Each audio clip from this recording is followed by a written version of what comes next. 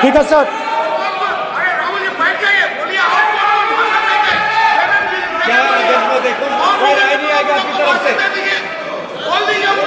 तो कल प्रधानमंत्री मोदी जी के समय भी सर आप ऐसे रहिए सर।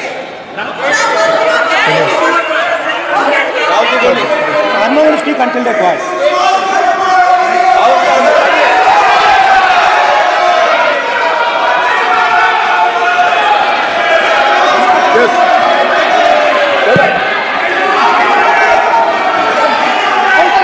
बयान पर बवाल मचा हुआ है। संसद में जोरदार हंगामा। अमित शाह को आप सुन रहे थे, गृह मंत्री साफ तौर पर कह रहे हैं कि ये हिंदुओं का अपमान है और ऐसे में राहुल गांधी को, नेता विपक्ष को, अपने दिए गए बयान पर माफी मांगनी चाहिए। राहुल ने हिंदुओं का अपमान किया। प्रधानमंत्री नरेंद्र मोदी ने बीच में उठकर ये बात कही और इसके बाद गृह मंत्री अमित शाह ने भी पलटवार किया। कोई भी व्यक्ति किसी को हिंसावादी करार नहीं दे सकता है और इन्होंने हिंदू का हिंसावादी कहा सर। संविधान का इन्होंने अपमान किया है, संविधान की झूठी दुहाई दी है, इनको माफी मांगनी चाहिए सर। ये आर्टिकल 25 है सर संविधान का, सर इनको माफी मांगनी चाहिए। आर्टिकल 25 जो है संविधान, और ये देश संविधान से चलता है, ये पार्लियामेंट संविधान से चलता है सर। इनको माफी मांगनी चाहिए सर। ये संविधान से ऊपर नहीं है सर, कांग्रेस संविधान से ऊपर नहीं है। आर्टिकल 25 कल्याण बनर्जी जी बताएं, आर्टिकल 25 क्या था? आप उनको बताइए। आप लोग का है क्या? पार्लियामेंट में आप लोग का है? आप लोग का जमींदारी है क्या? क्या समझते हो? पार्लियामेंट में आप लोग का जमींदारी है क्या? जमींदारी बिठा दी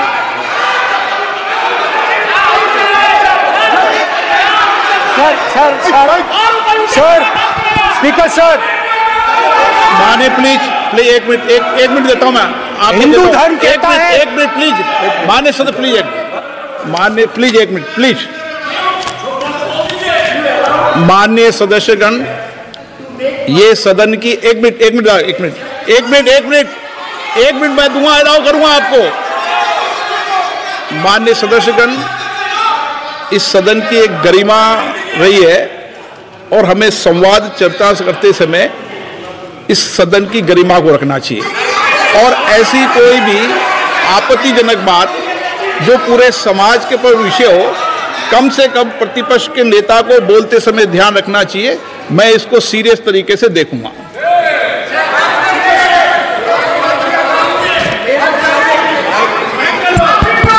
सर, अगर आप हिंदू धर्म के जो महापुरुष हैं, महापुरुष छोड़िए, अगर आप शिव जी को देखें तो क्या हो रहा है सर?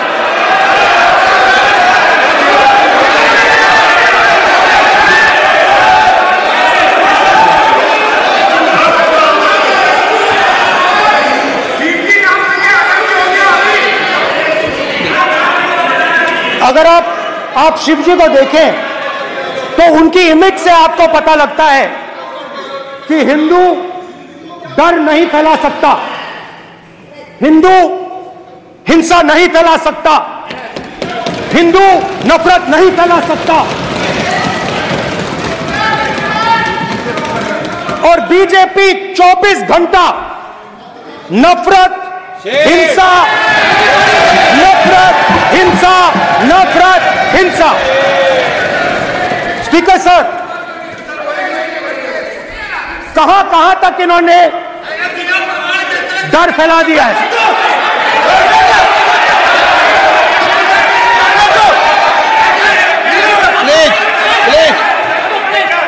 सर, कहां तक इन लोगों ने डर फैला दिया? मैं आपको अयोध्या से शुरू करता हूं।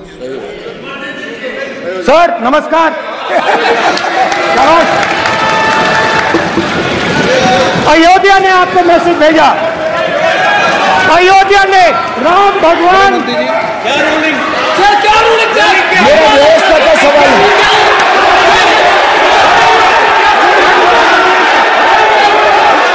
इस सदन के नियमों की पुस्तिका, इससे कुछ सदस्यों को के बाद भी बार बार तस्वीर बताना, पूरे बीजेपी को हिंसा कर रही है ऐसे कहना, खड़े होकर एक दूसरे के बीच में हस्तधून करना, सारे नियम इनको लागू नहीं होते हैं। नियम मालूम नहीं है तो ट्यूशन रख ले साहब, सदन इस तरह से नहीं चल सकता है।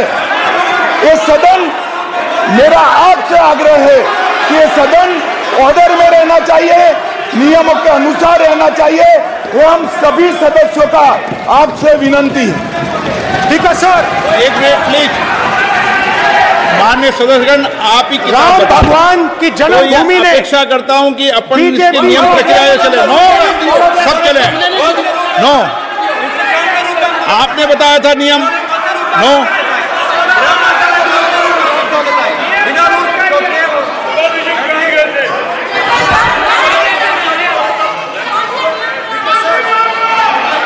माइक दीजिए सर। हाँ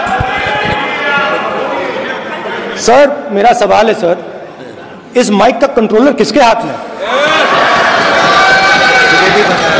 प्लीज बैठिए, बैठिए सर, ये ऑफ होता है, प्लीज माने बैठिए प्लीज।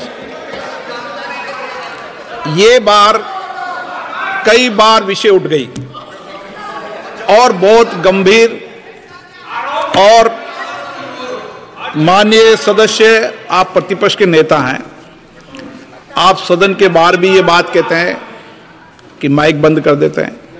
मैंने कई बार आग्रहपूर्वक किया कि आसन पर इस तरीके का आरोप नहीं लगाए। नो प्लीज, बात सुनिए।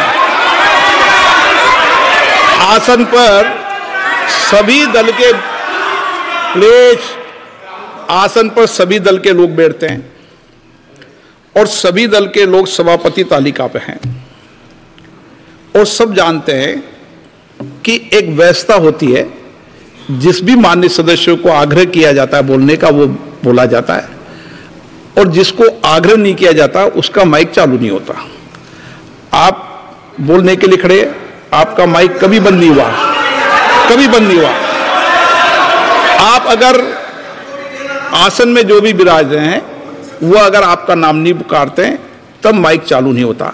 ये व्यवस्था हमेशा इस सदन की रही है, पुराने में भी और नए में भी।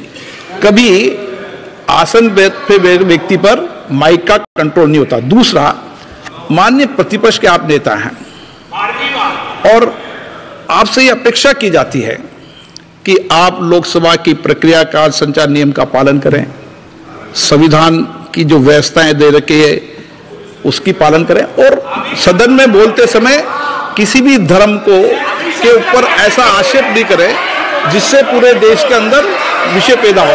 ये आपसे अपेक्षा की जाती है। सर, मैं बिल्कुल आपकी रिस्पेक्ट करता हूं स्पीकर सर, मगर मेरे भाषण के बीच में सच्चाई है कि माइक ऑफ हो जाता है। मैं क्या करूं, हो जाता है वो। अब आपने देखा मैंने अयोध्या शब्द यूज किया और माइक ऑफ हो गया। नो,